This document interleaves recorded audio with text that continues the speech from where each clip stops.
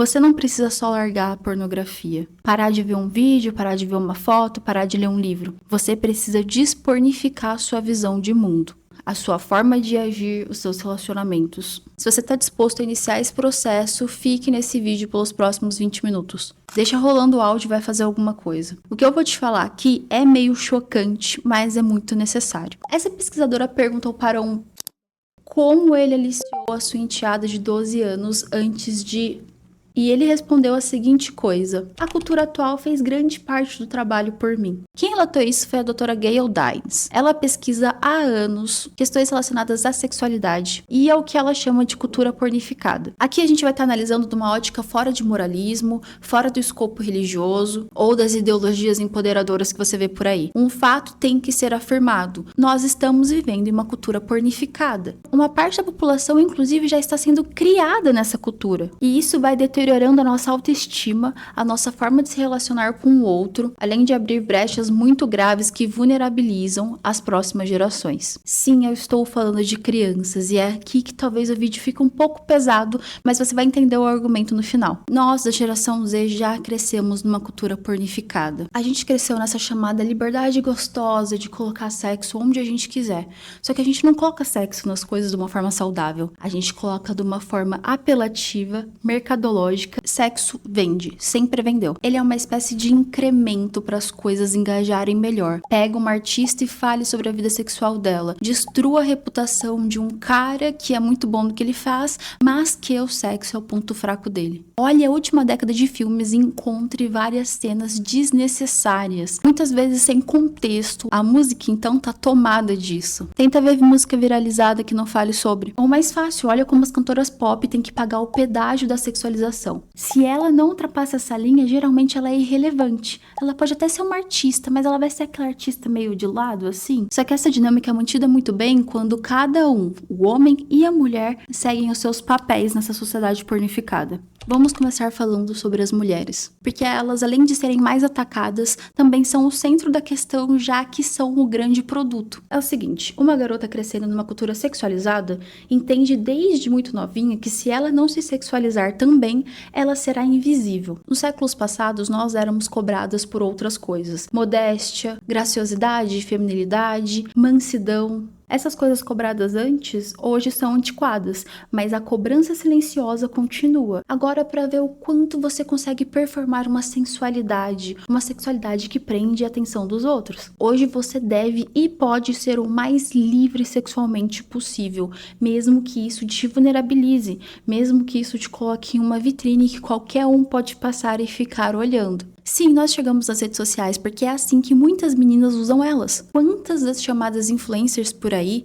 principalmente nos últimos anos depois do TikTok, não começam sendo puramente meninas bonitas, que exibem a sua beleza de várias formas para estranhos, até que isso se transforme numa espécie de negócio. Depois elas até podem progredir para algum emprego de fachada, mas a real é que ela só chegou no patamar que ela chegou porque estranhos observam a sua beleza e a sua sensualidade. Elas simplesmente gravam um videozinho fazendo caras e bocas e isso dá certo. Ou seja, uma grande vitrine do seu sex appeal, das suas atitudes sutis, mas que a gente sabe que tem um pé na malícia. Quando a gente retoma a minha fala lá do início sobre o pé e a questão do aliciamento, a doutora Gayle fala que o grande truque, o tal do grooming, é fazer garotas acreditarem que a importância e a relevância que elas têm, o carinho, o afeto e a atenção que elas vão receber estão diretamente ligados ao quanto elas são gostosas, ao quanto elas são atraentes, ao quanto elas podem performar esse papel de gostosa sensual. O quanto, inclusive, ela vai expor isso, porque não vale nada você ser tão maravilhosa, deliciosa e não ganhar nada em cima disso, não é? Olha que maluco, que antes era um processo individual de aliciamento, hoje é o processo de uma cultura inteira influenciando os jovens. Quanto mais gostosa, quanto mais sensual, quanto mais sex appeal você mostrar para todos nós, mais fama, reconhecimento, dinheiro, atenção, carinho, afeto, fãs você vai receber. E o que essa cultura fala pra gente então? Vai lá, garota, usa isso a seu favor. Você é bonita desse jeito, jeito, você é gostosa desse jeito e você não vai exibir, você não vai tirar vantagem, dinheiro, atenção disso? Agora vocês conseguem entender por que a gente tá vivendo a geração meninas do job? Eu sei que aqui eu vou esbarrar numa parte, principalmente dos homens, que não acredita nesse processo de influência, que acha que realmente toda menina acorda e fala: hoje eu vou ser safada, hoje eu vou pegar e me expor para todos verem, porque isso me dá muito prazer, me dá muito dinheiro, eu vou ficar muito rica. Mas, gente, garotas fazem isso anonimamente, de graça, no Instagram. O que você acha que leva uma menina na transição entre criança e adolescente a colocar um shortinho curto e ir dançar uma música que fala sobre ser comida pelo bonde? Essa menina não vai tirar dólares disso. A única coisa que essa menina vai tirar é: eu sou vista, eu não sou invisível. E minha mãe e meu pai deixam, então vamos lá. Tem uma blogueira aqui no Brasil que eu não quero fazer exposed de ninguém, muito menos ser processada, então eu não vou falar o nome dela. Mas ela é muito grande, deve estar no top 3. E ela tá no processo de introduzir algumas parentes dela na internet, acho que pra transformar todo mundo em influencer, sabe esse raio influenciador que existe? E nessa família dela tem 2 adolescentes, parentes dela, que são meninas muito bonitas. Aquele tipo de beleza meio que fora do normal aqui no Brasil. Uma eu acho que já tá perto dos 15, 16 anos, mas já produz conteúdo há algum tempo, ou seja, desde mais nova.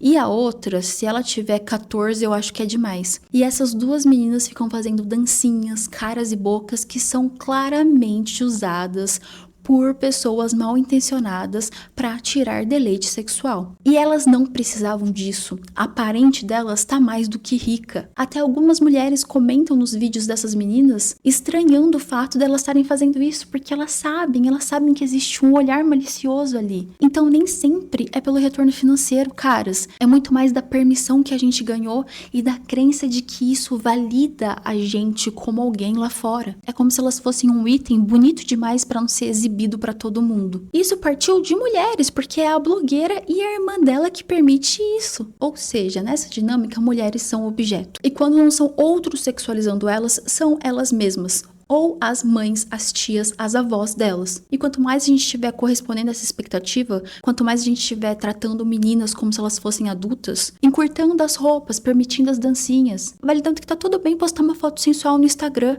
que ela já tem idade pra saber o que ela faz e que a maldade está nos olhos de quem vê. Quanto mais a gente entra nesse papel, melhor pra essa cultura bosta que a gente vive. Porque aí vai entrar o papel dos homens. Imagine que o garoto criado na ótica pornificada das coisas vê a mulher exatamente desse jeito. Ela é um produto sexual que eu quero tirar alguma migalha. Eu quero só dar uma espiadinha, tá bom. Eu quero ver só o pé dela. Ai, mas ela fez uma cara de que tava pedindo. São migalhas, migalhas. A pessoa nem te oferece nada, mas você tá ali, ó, labutando pra tirar alguma coisa. Mas o pilar mais importante para esse tipo de comportamento acontecer é você destruir o senso de valor do homem sobre a própria sexualidade dele. É esse papinho furado do lado animalesco que vocês não controlam. Ai, porque você não sabe como é ter testosterona. Como se isso tivesse a ver com você ficar caçando migalha de biscoiteira na internet. Inclusive essa cultura do é dentro. Eu sei que tem uma questão do senso de humor, tá? Eu dou risada dos memes. Mas, gente, o é dentro fortalece a crença de que vocês não se importam com nada, desde que tenha um buraco para vocês colocarem o júnior de vocês. E isso na cabeça da mulher fortalece ainda mais o fato dela se objetificar, porque então é assim que eu consigo respeito, atenção, carinho de um homem. Mas ao mesmo tempo o maior dano disso tá no âmago de vocês, porque essa falta de crivo, essa falta de filtro, esse contentamento com coisa pequena, é como se fosse um cachorro que tá tão sedento que ele aceita tomar água suja da sarjeta. É como se o que você tem aí no meio das suas pernas faz com que qualquer menina de biquíni com um rosto angelical te submeta, arranque dinheiro, atenção e engajamento de você. Coisa que a cultura pornificada mais gosta é colocar na cabeça do homem que não tem jeito, que ele vai ter que consumir pornografia, que não tem jeito, mulher gosta de ser tratada igual objeto, que esse fetiche estranho que você vai criando depois de anos e anos viciado em ver coisas anormais, não é culpa sua, é só como você sente, é só como você é. O que eles querem mesmo é ver você domado pelos seus impulsos. Eu sei que o vídeo tá ficando longo, mas eu vou deixar um exemplo aqui que vai ilustrar muito bem esse teatro. Eu já falei disso em outro vídeo. O caso da Bonnie Blue, aquela mulher que tá disposta a bater todos os recordes possíveis,